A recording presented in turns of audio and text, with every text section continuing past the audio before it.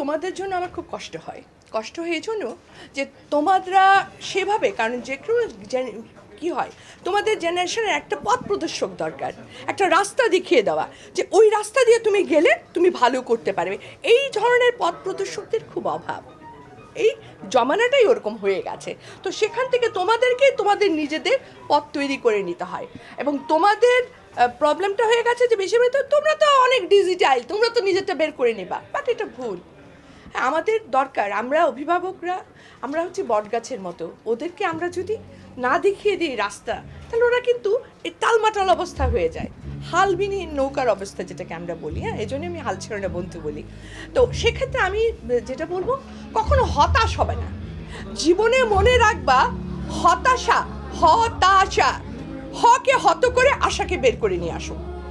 এবং মনে রাখবা, তুমি যদি চাও এবং তুমি ধৈর্য ধরে থাকতে পারো, আজ না হোক কাল সফলতা আসবেই, গ্যারান্টি। আমার কাছে আসলে পুরস্কার পাওয়ার চাইতে বেশি ভালো লাগছে যে ইয়াং জেনারেশনকে আমি কথা বলতে পারছি। হ্যাঁ, আমি ওদেরকে একটা রাস্তা দেখিয়ে দেওয়ার ব্যাপারে এগোতে পারছি। So that is the thing which is giving me the pleasure. আমার অডিয়েন্স আসলে সব বয়সেরই। সবচেয়ে মজার ব্যাপার হচ্ছে, আমার অডিয়েন্স যেরকম সব বয়সের লোক শোনে, ছেলে মেয়ে উভয়ই শোনে, সব পেশার লোকেরা শোনে। একদম একেবারে গ্রাসরুটের যে মানুষটা, সে মানুষটাও আমার কথা শুনে, একেবারে সেই বিরাট বড় ধর্নাঢ্য যে ভদ্রলোক বা ভদ্রমহিলা আছে তারাও শোনে। তা আমার কাছে যেটা মনে হয়, আমি মানুষের জন্য কথা বলি। এবং ডেফিনেটলি আজকে প্রায় 14 বছর আমি একটানা কথা বলে যাচ্ছি। রেজাল্টটা যেটা পাই সবচেয়ে ভালো লাগে, ইয়াং জেনারেশন যখন বলে যে জানেন গত 3 বছর ধরে আপনাকে ফলো করে জীবন পাল্টে গেছে, that is the biggest thing. আমি যা বলি সব কিন্তু আমি আমার নিজের জীবনলব্ধ অভিজ্ঞতা থেকে বলি। আমি দেখেছি মানুষ যার টাকা আছে তার পিছে দৌড়ায়, যার টাকা নাই তাকে রক্তের লোকও চিনতে চায় না। এবং এই তিক্ত অভিজ্ঞতাটা আমার এত বেশি হয়েছে জীবনে যে ওখান থেকে আমি কথাটা বলেছি যে তুমি যখনই হতদরিদ্র অবস্থায় থাকবে, আমি যখন তোমার একটা বিপদ থাকে, কি হয় আমরা একটু উস্কো খুস্কো থাকি, সেইভাবে কাপড় চোপড়ও পরি না, তখন দেখা যায় যে মানুষ আরও বেশি তোমার থেকে দূরে সরে যাবে। নেগলেন আর দূর কি হবে না, ও তো ফকির, এরকম একটা ভাব থাকে। মানুষ তেলা মাথায় তেল দিতে পছন্দ করে। তো সেজন্য আমি বলেছি যে যখন তুমি কোনো অসুবিধায় থাকবা, স্পেশালি আর্থিক কষ্টেও, সেটা তুমি কখনোই মানুষকে দেখাবা না। কারণ মানুষ আহা উহু করবে, মানুষ তোমাকে কিন্তু 10 টাকা দিয়েও কিন্তু হেল্প করবে না। সো দেখানোর জন্য, কাদার জন্য, ফরিয়াদ করার জন্য উপরওয়ালা আছে, সৃষ্টিকর্তাকে বলবে, মানুষকে নয়। আমি বলবো যারা ট্রল করছো তাদেরকে বলবো যে তোমরা যে কাজটা করো, আসলে না অনেস্টলি এই কাজটা করে যে তৃপ্তিটা পাও, সেই তৃপ্তিটা কি, এটা আমার খুব জানতে ইচ্ছা করে। ওই তৃপ্তি নিয়ে তোমরা যে আত্মপ্রসাদটা লাভ করছো, সেটা থেকে তোমরা কি বেনিফিট পাও? একটা মানুষকে ছোট করে, একটা মানুষকে আঙুল দেখিয়ে, একটা মানুষকে নিয়ে কটূক্তি করে, আর যাই হোক, তোমার অন্তরের ভেতরের কালিমাটাই কিন্তু বের হয়ে আসে। এটা কোনোভাবেই গ্রহণযোগ্যতা রাখে না আমার চোখে।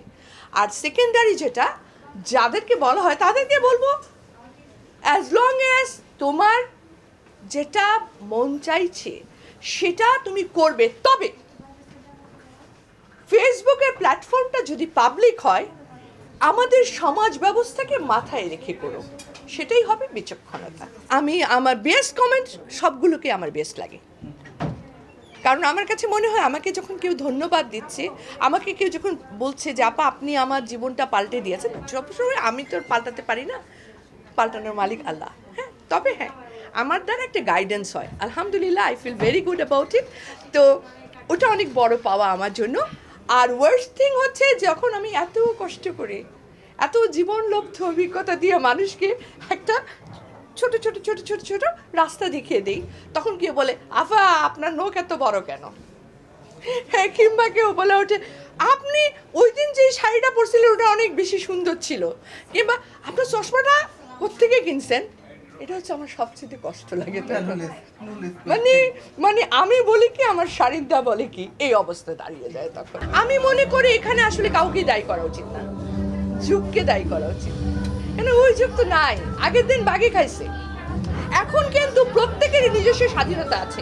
এখন মানুষ বুঝতে পারে জীবন একটাই, দাঁতে দাঁত চেপে সমাজ কি বলবে বাপ মার দিকে তাকায়া নিজের জীবন নষ্ট করার কোনো মানে হয় না। টক্সিক রিলেশন থাকার চাইতে একা থাকা better, and that is the reason আমি বলবো ডিভোর্সের যে হারটা বাড়ছে, মানুষ জানে নিজেকে ভালোবাসতে শিখেছে, আর কেউ টক্সিকে থাকতে চায় না এখন আর, এবং সেই জন্যই এই জিনিসটা বাড়ছে। একদিকটা ডেফিনেটলি এটা ক্ষতিকারক, এটা যদি আগে থেকে বুঝে আগানো যায় আমি বলবো সেটা অনেকটাই ডিভোর্স থেকে বেরিয়ে আসা যায়।